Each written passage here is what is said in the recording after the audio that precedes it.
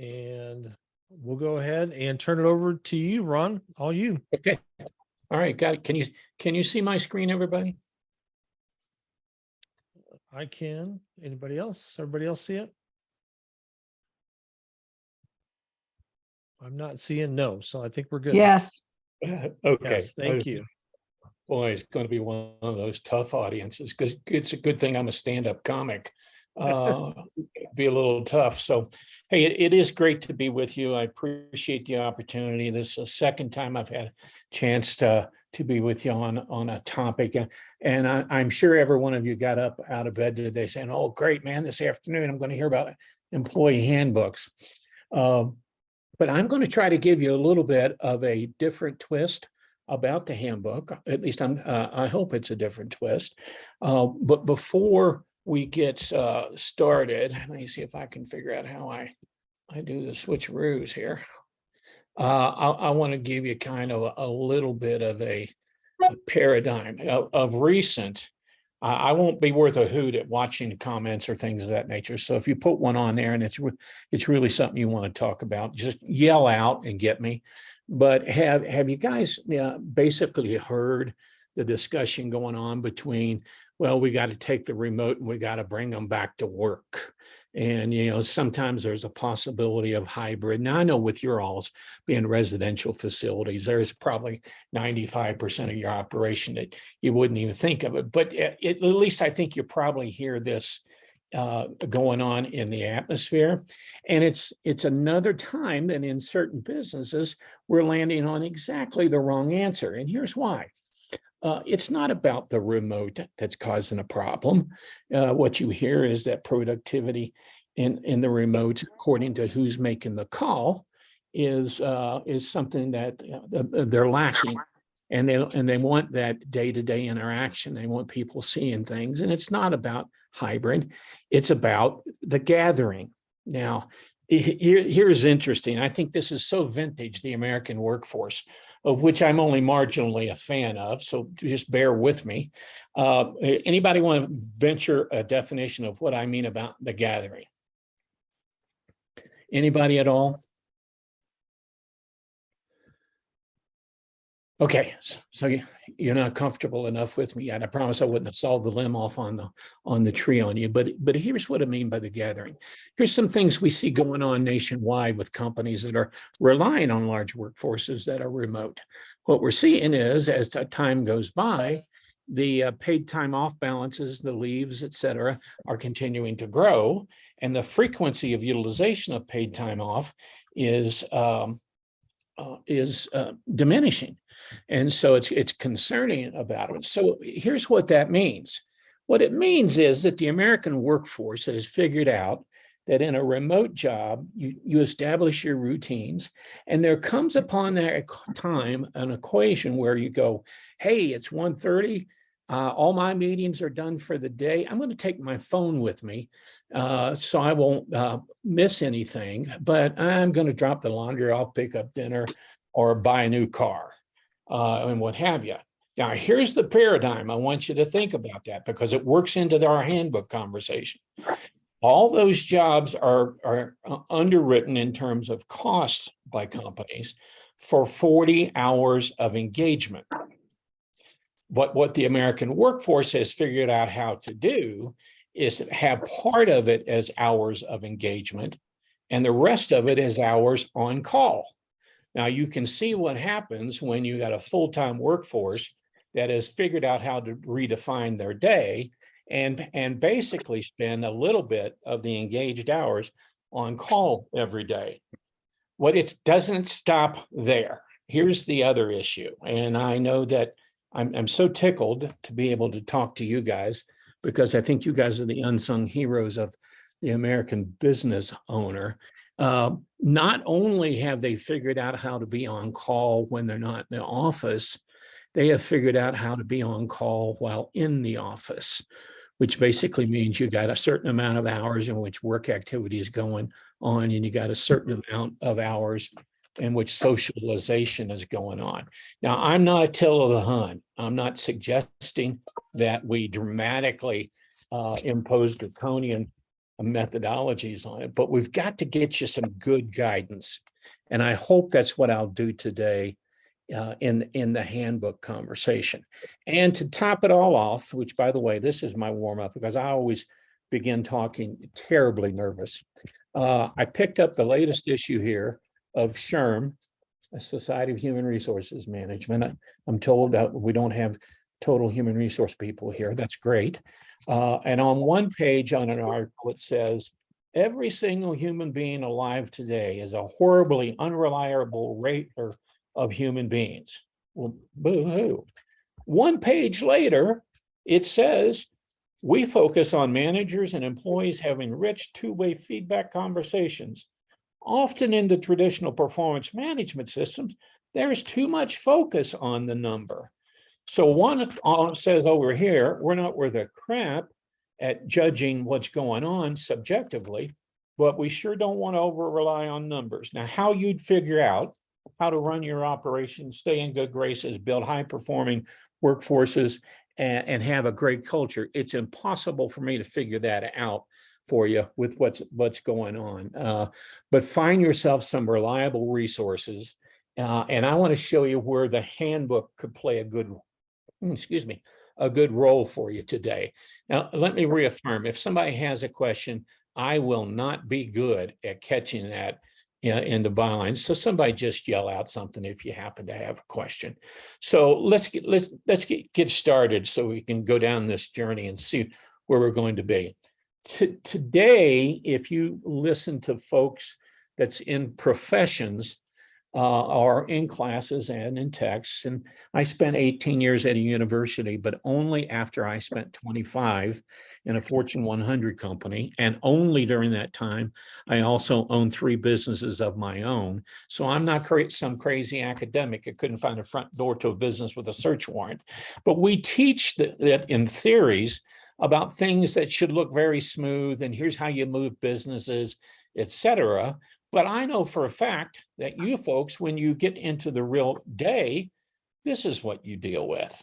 You deal with the potholes and the back roads, and you need tools and guidance because it doesn't look anything like a super highway with a workforce. It looks more like work in progress or something that's in need of repair. And I'm going to try to show you today where the handbook can be have a different viewpoint from you and help you in the repair. So let's think about this. The reality, which one of these areas do we learn more from in terms of experience? And I would suggest to you that I have seen students go in and graduate and go out in the world and find that it's not anything like what they thought it would be. And then you add on the complexities that you guys have is that you're not in the high paying professions for your workforce. You're not in incredibly skilled areas of professions for those of your workforce. So you've got your hands full, and you learn these hard knocks from the back roads really pretty quickly. But that's exactly what we should be teaching everybody on how to deal with. So let's take a look. Does anybody remember this story? I kind of give you a cue in here. Up in Michigan a couple of years ago, there were 4 young men that were arrested because they had stolen a horse and a buggy and gone on a drunken ride.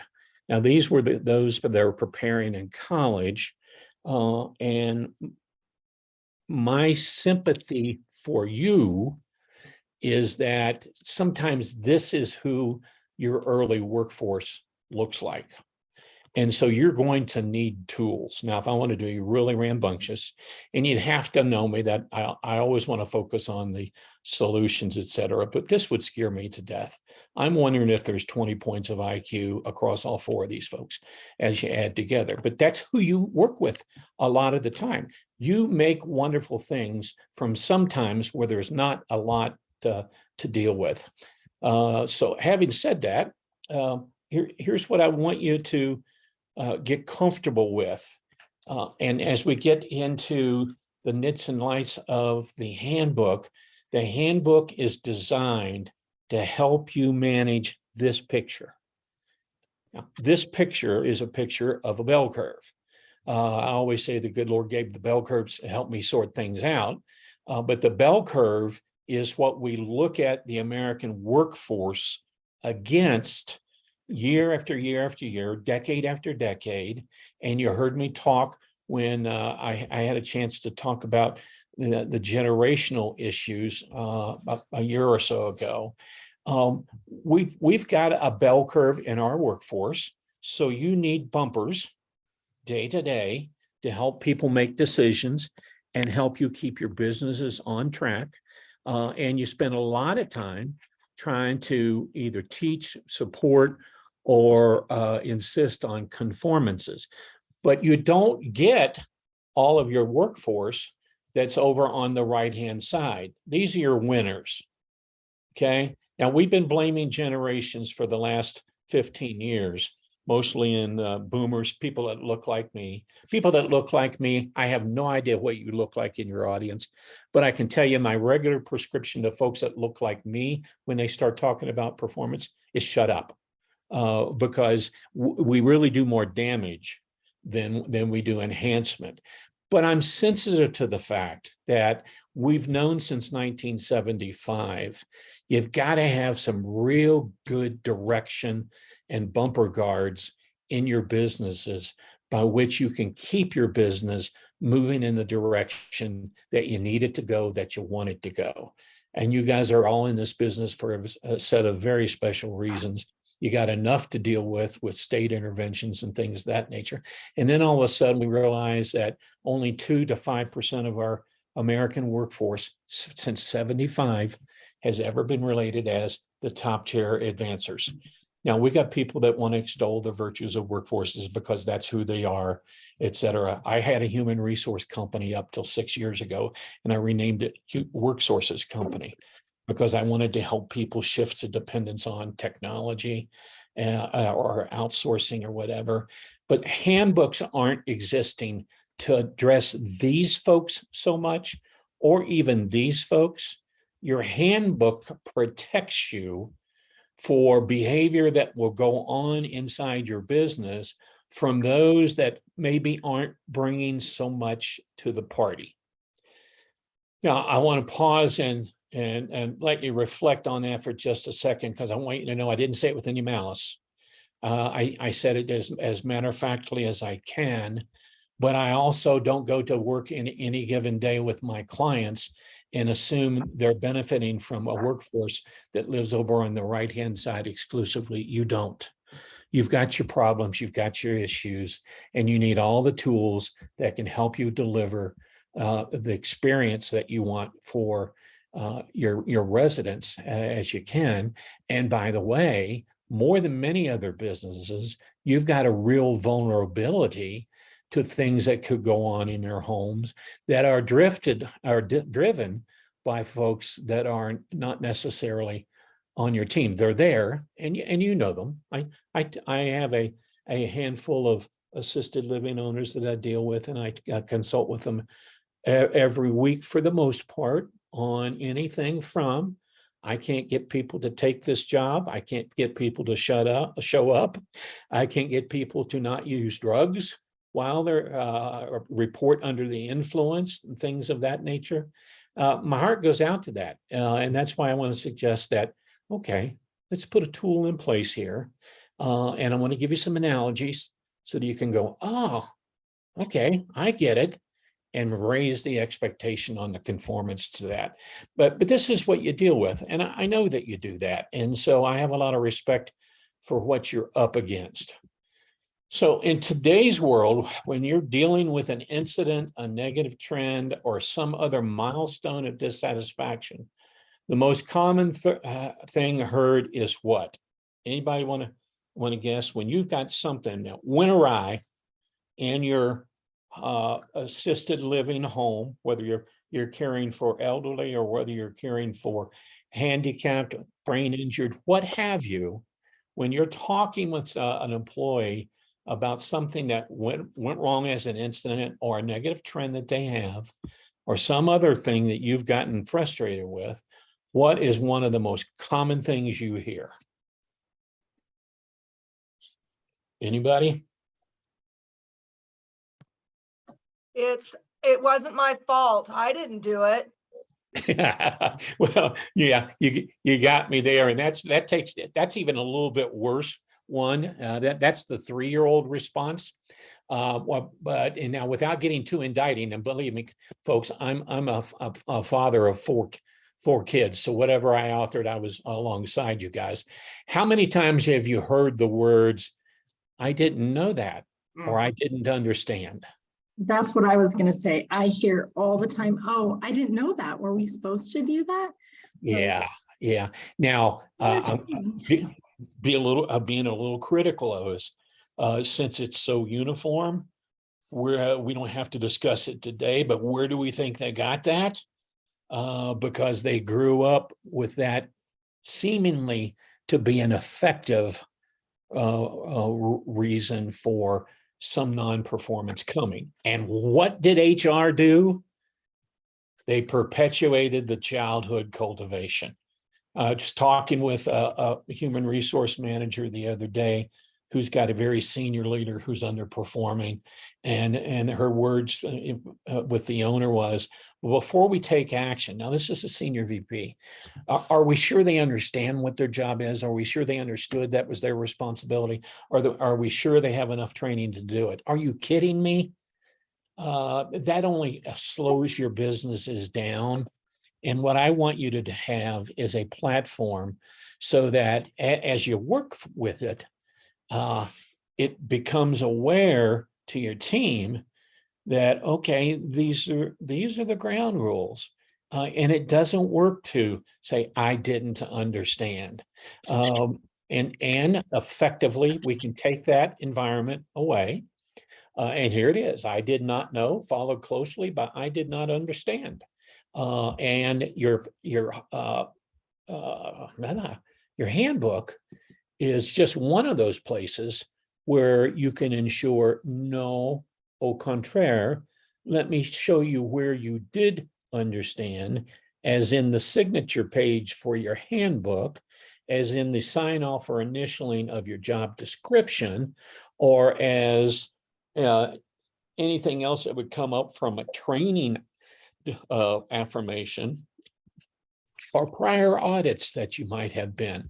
So one of the things that the handbook is designed to do is to take away the 4-year-old response in a collective professional way of and get rid of you as a business owner having to deal with, I didn't understand.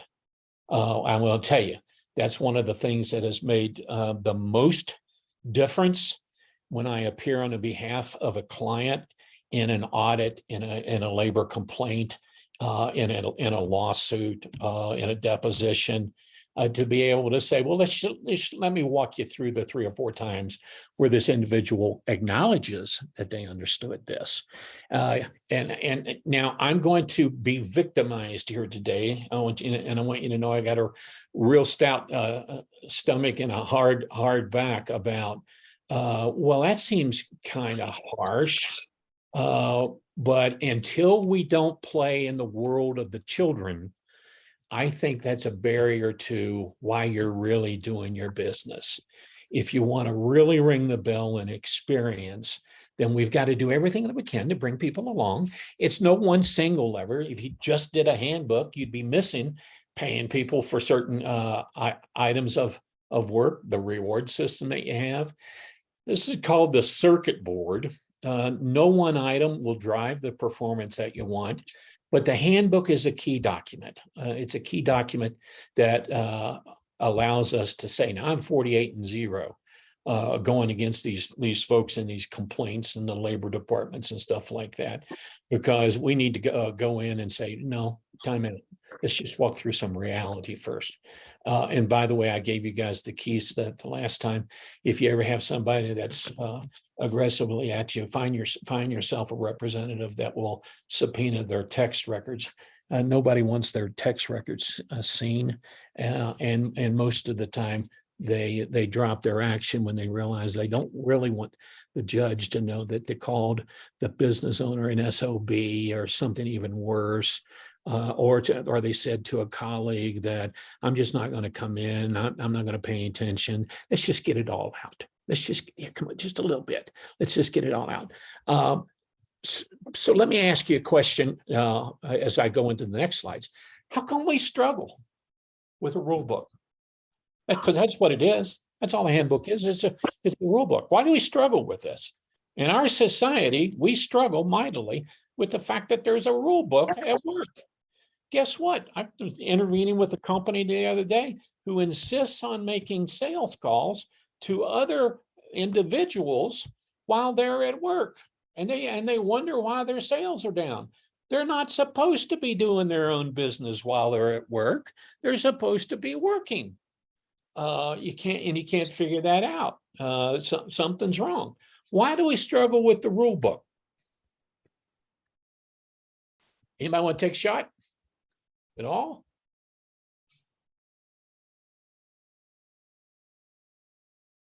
We don't like to be told what to do. Don't like to be told what to do. Well, absolutely. So, let me let me acknowledge you so you don't run away from me on that. I hear that day and night. Well, then I have to tell them what to do. Well, let me give you some other ways to think about this. Here's another way to think about this. What's going on here? Anybody?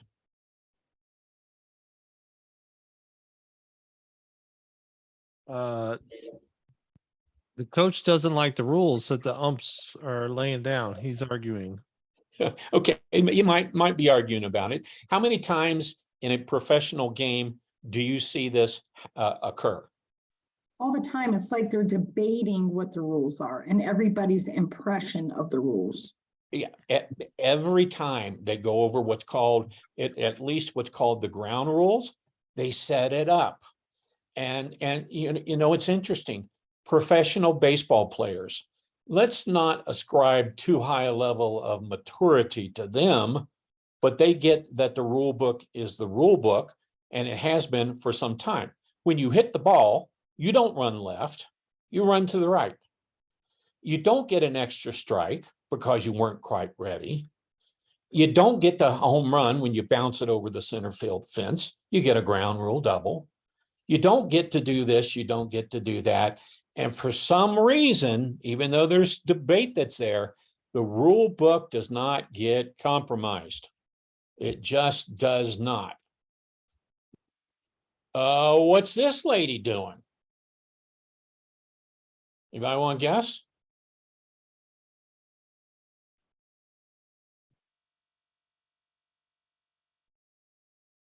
You see that little emblem on her left side under her shoulder there? That's an NBA basketball ref. Does the National Basketball League Association have rules? Does it have a shot clock?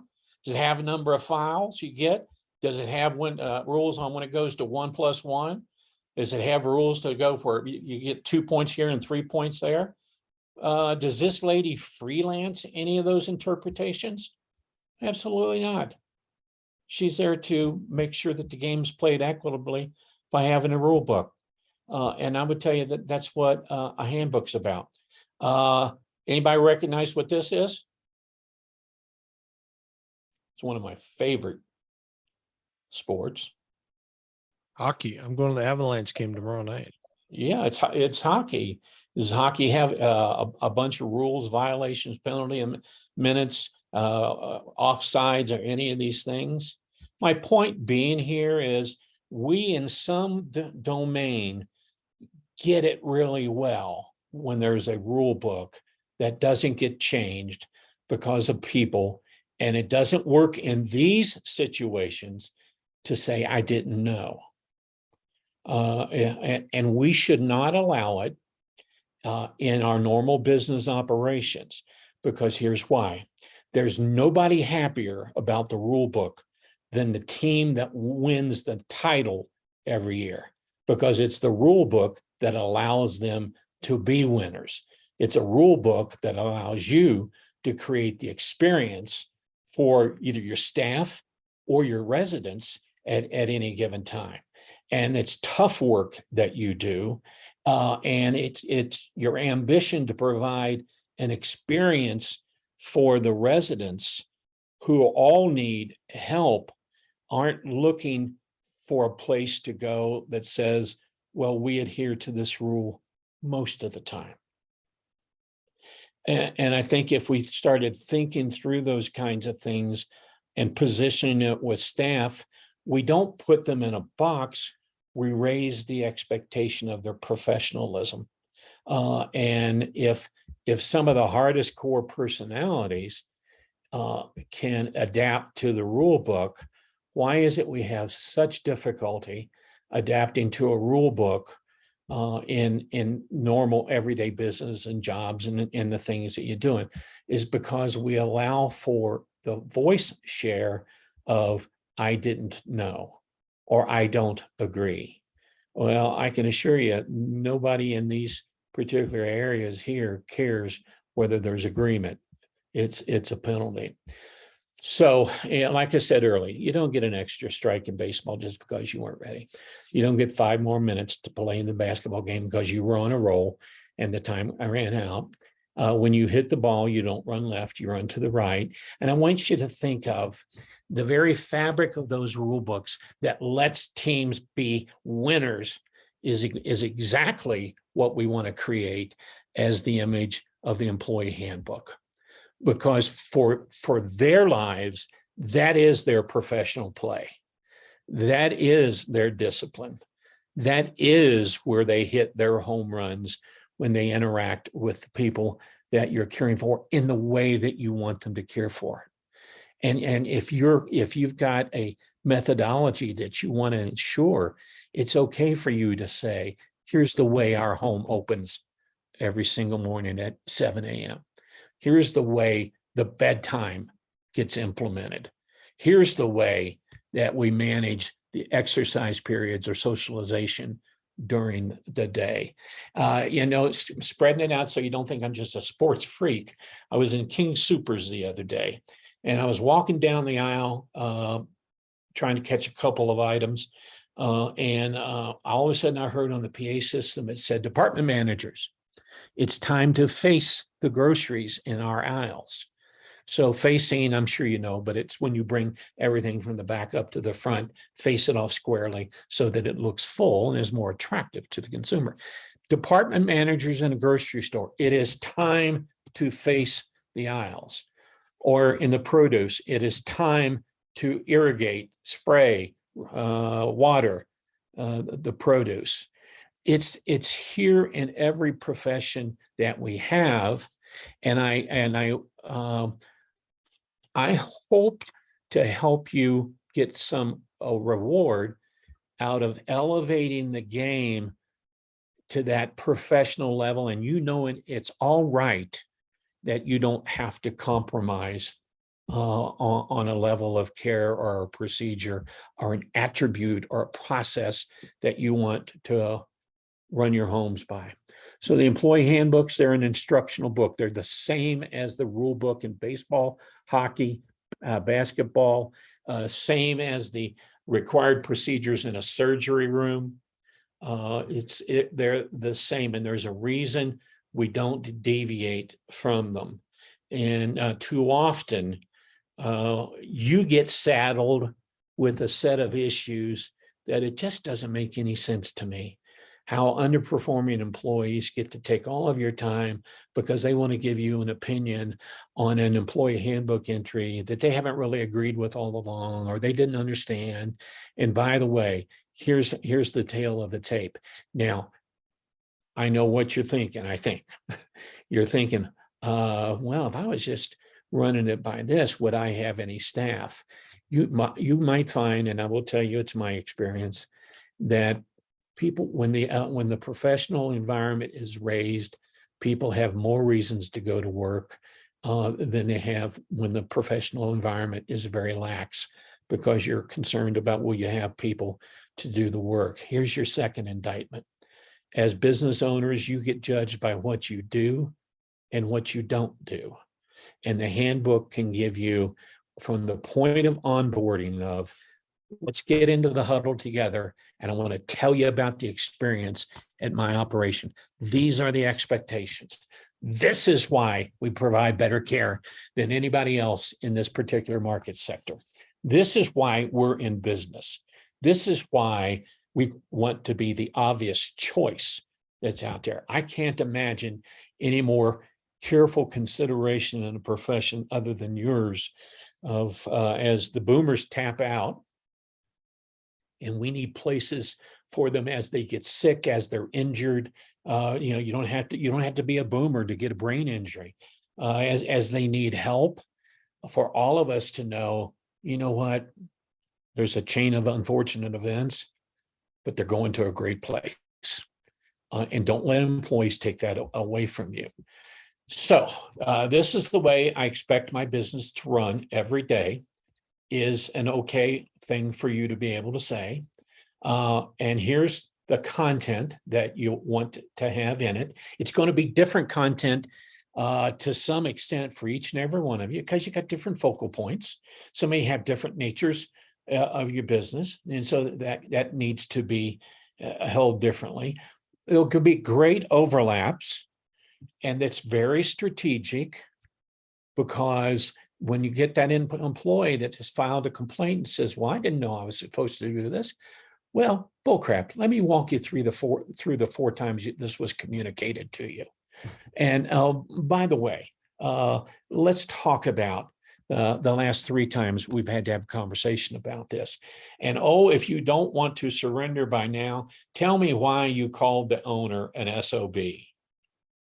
I think we're in pretty good shape there. I'd be proud to stand by you. So for content, before we get there, I want you to take a look at something here. And remember, I'm mindful. I am very mindful that opinions are like thumbs. Everybody's got 2. And my opinions are my opinions, and that you may have some strong opinions in other areas. And the reality at the end of the day, I'm encouraging your strong opinions for how you want it, because I'm encouraging you to be able to run a business operation precisely the way that you want to run it.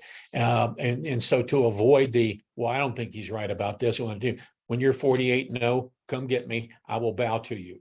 I promise. I absolutely promise that. So let's take a look at things. Here's some areas that I recommend. Some areas that I recommend are not areas that you might normally think of. Now, I know you guys have been dealing with, over the last 24 months, the implementation of Colorado's IRA for employees, because Governor Polis wants to have an investment capability for people to be able to save. He's concerned that there's segments in society that can't save because they don't have access to a product. So the state does it, et cetera. If you're offering a retirement plan, you don't have to do away with yours. You don't have to move money. You just got to get your company, for lack of a better way of saying it, excused from the opportunity. Your bookkeeper should be doing that for you, your CPAs, but you can put it in there, particularly if you don't have one. Is one of our policies is that we make you aware right from the beginning that you have an opportunity to participate in your own savings program, because Colorado is thought to provide that. And so I recommend that's in it. Then when somebody says, well, I just found out about this, they never told me. Well, contraire, mon cher. Let me walk you through it. You got something coming at you called family, where you're getting some extra taxes taken out this year for benefits next year. That's going to be a hoot when folks start trying to delve into the benefits, and you with 7 or 8 or 9 employees are trying to maintain operations. That's going to be a hoot. So we'll see from there. Time and attendance. All those kinds of things, your operating policies, how you open, how you close, the procedures by which you want this done, how you administer medication in the approvals, what's the standards of care. One of the areas that isn't in, but about maybe half, usually a little later, that I want to protect you from is this thing called anti-bullying. If you've got a handbook from me, it's in there. About 75% of the corporations have adopted an anti-bullying provision in their pocketbook, because now in some of the human resource wisdoms and court decisions, you have to tell people that you really can't impede their ability to do the job. You can't raise your voice at them. You can't keep them from being everything that they want, because I'm assuming you have equal representation of genders in your positions. And so this isn't about a gender ascription. I can tell you that the data says today that the fastest growing category of bullying that's going on in work environments is going female to female. So if you have the anti-bullying in there and it's defined, here's the things you don't do. We're here to help each other. Then you can do that. Lots of times people will put their. I'm having trouble connecting to the internet. It looks like an issue with the router and echo device. Hey, you guys hear that? Starting them. Unplug both of them. Then put the router Not very well. Hi, everyone. Can you please make sure to mute your lines unless you want to ask a question, please? Thank you. Yeah, well, and to bail That's you. not you, Ron? You know, I was going to say, to bail you out of jail, that was Alexa. Alexa Oh, was, Alexa. to have Of an course. attitude while we're talking about it. Right. You know, you've got issues that I can cover in under the OSHA conversations. OSHA conversations is about health and safety, one of the most predominant ones we want to think about in recent months and years is having a lifting no greater than an amount. Because some people have the inability to lift, and then you get a workman's compensation claim that's there. So I'm going to cover you that you don't expect them. You're not the green meanie and things of that nature. You got a ton of involvement with your businesses from the state on compliance and conformance, et cetera. And what I like to do in your handbooks there is to let everybody know, to include your managers, your employees, and the state, you're aware of those. And you have a policy that you operate inside compliance of those so that people can't say, well, I've never heard of this. We don't talk about that in our business. Okay, no, yeah, we do. And here's where we go.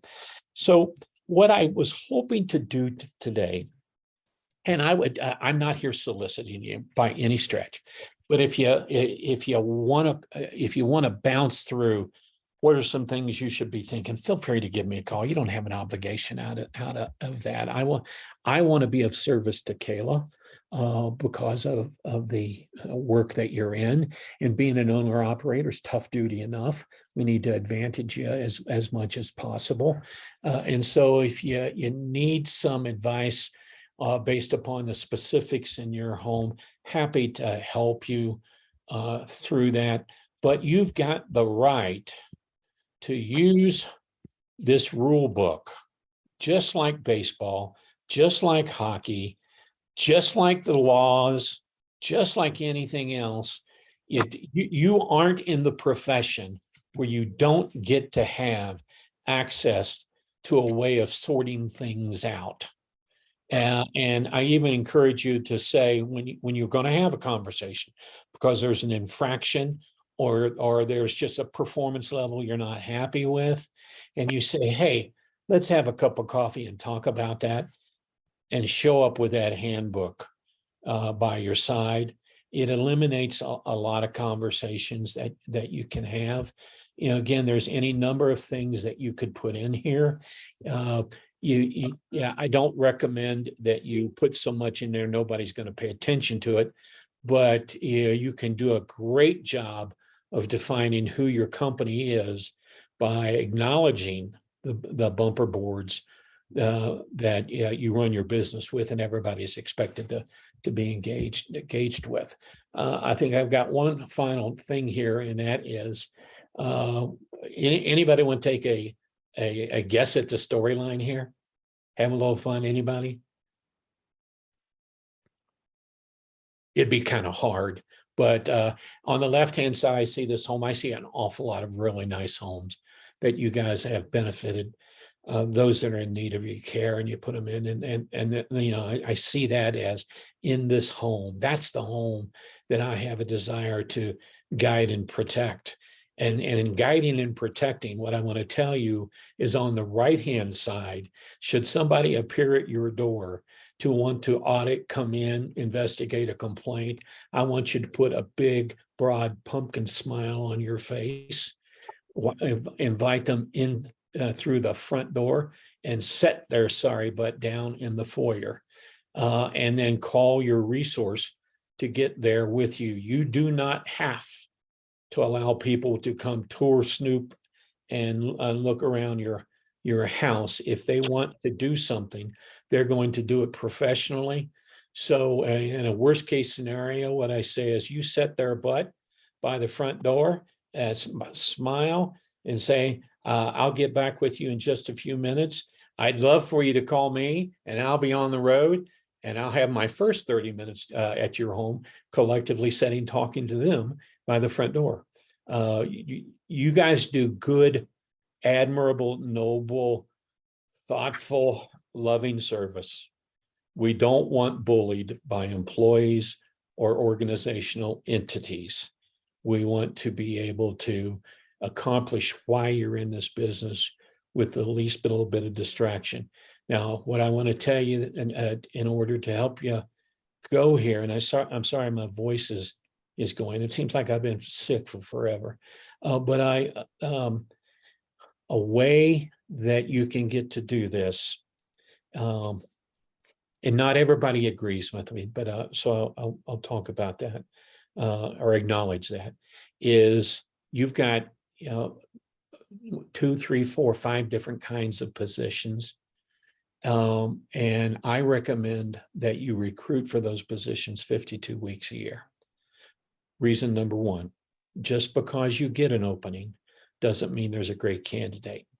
Reason number two, if you've got somebody recruiting on your behalf or you're doing it, and you're talking to people to be good for jobs, but you just don't have something right at the moment. Well, let's think about talking through, hey, I talked to you 6 months ago. I remembered you. Would you be interested in having another? We do that and can give you some pointers on it if you wanted to do that and have some good luck doing it. And the last reason is number 3, which basketball team plays best at the highest level? The one that's got 5 players with 5 on the court, or the one that's got 10 players with 5 on the court and 5 sitting on the bench that won in? You can raise the level of performance by people realizing they're the starting lineup and it's professional to keep it. It is very professional to keep it. As I opened up with, you guys do an amazing segment of work. I don't know many that take the weak, the broke, the unable, the disabled, the crumbling or the old, and manage an era of their life in a way that helps them ease forward. Goodness gracious, what would we do without these kinds of things? The owner-operator job is full of burden. And I think that the handbook is one way that you can be proud of. This is how we define our profession and support you in doing that. So that's it. Any questions you may have, please don't fall down, get weak, or get disillusioned with the work you do, because you're only going to be more in need. And we want to help you any way we can. So any questions? Okay, questions, folks. Any particular situations you're dealing with right now? Want some advice on? Any of that?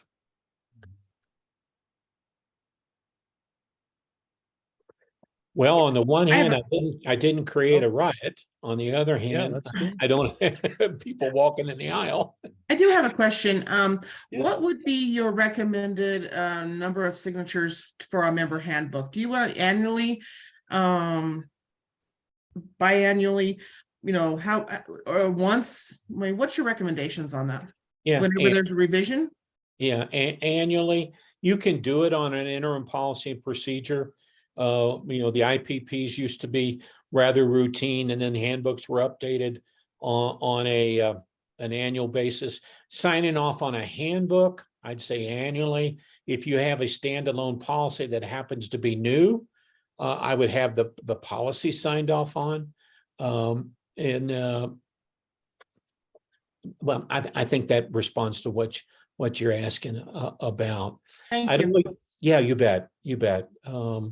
You guys have got enough administrative burden than to go try to nail it down every time you flinch on something. But if you don't have a policy now that's as an example states how much you have an expectation that they can lift in your home before they get help or something of that nature. If that's a brand new policy, I might sign off on that one.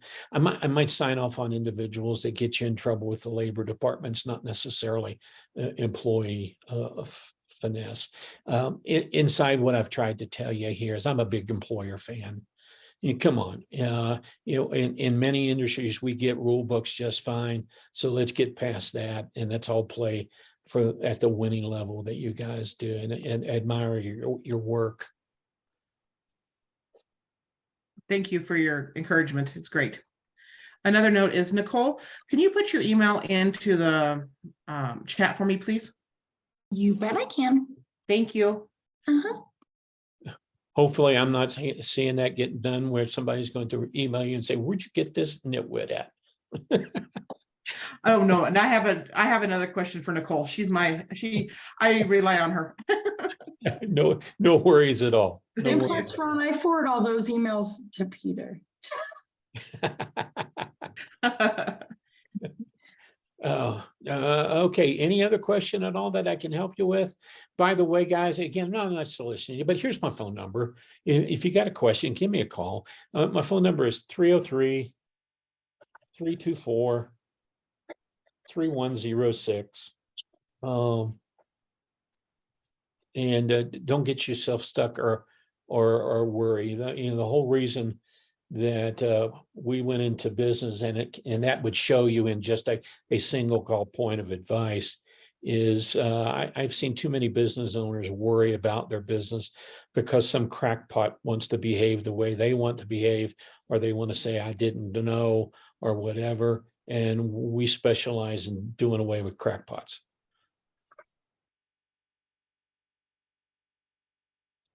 Okay.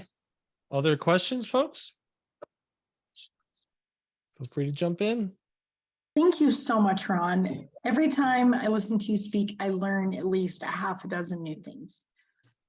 All of it's just about refining what you do and how to make your workplace a better environment for everyone. And yeah, great. Thank you so much.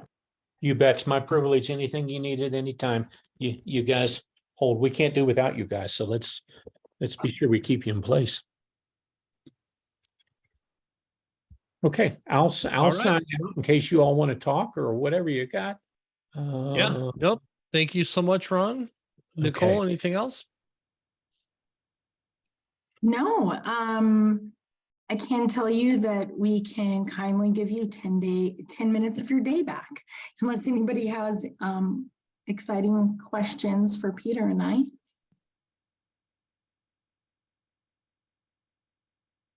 What is the latest on surveys coming out? Are you guys hearing anything different or issues that are coming out of the surveys that are happening right now that we need to be made aware of?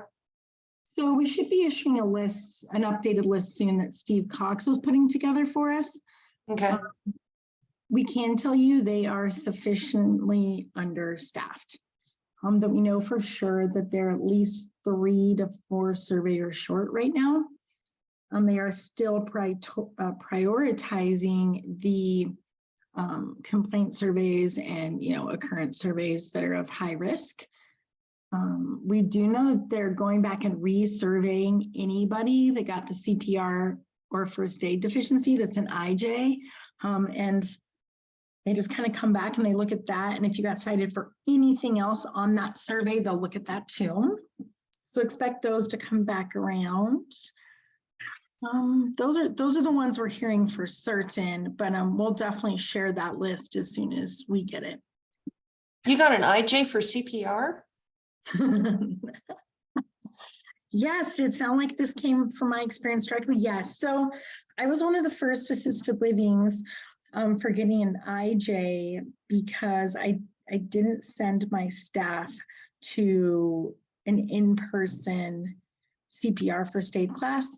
And you can do the portion online. You know how Red Rocks has like, not Red Rocks, but Red Cross has this thing where you can do a portion of it online and then go in.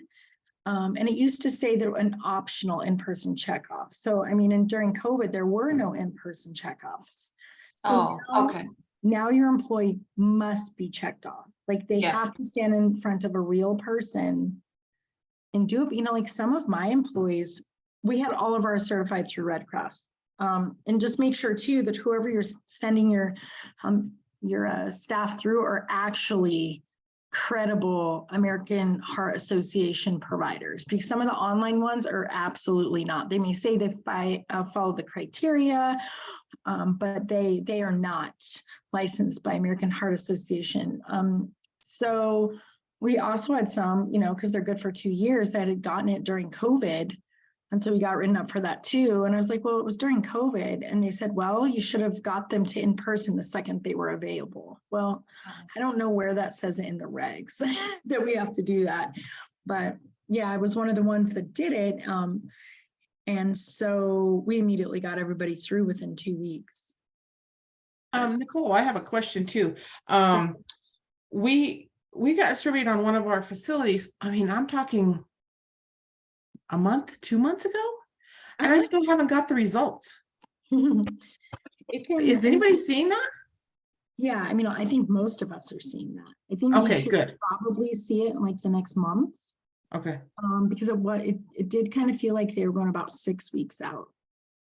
Okay, because the surveyor that we had back to back on different facilities, and it was the same surveyor. She said, oh, you'll have it in 2 weeks. And I just got nervous as heck, because we only have 10 days to comply. And I'm not seeing it. I looked again today. I'm not seeing it. And I heard, Steve Cox say they were short, but I didn't know if they were short from that department or just the surveyor department. So that's why I was asking. Yeah, just for the surveying department alone, there's 4 surveyors short. Okay. And Okay. they have 8, if that tells you anything. Like, I mean, they've got to be so incredibly behind. Correct. Yes. Yeah. I'll email you my other question as well. Excellent. All right, guys. Thank you, Any other guys. questions? You're welcome. Thank you so much for your support, and I really appreciate it. I All right. hope you guys have a great day, and we'll talk to you all soon. Take care. Thanks, guys.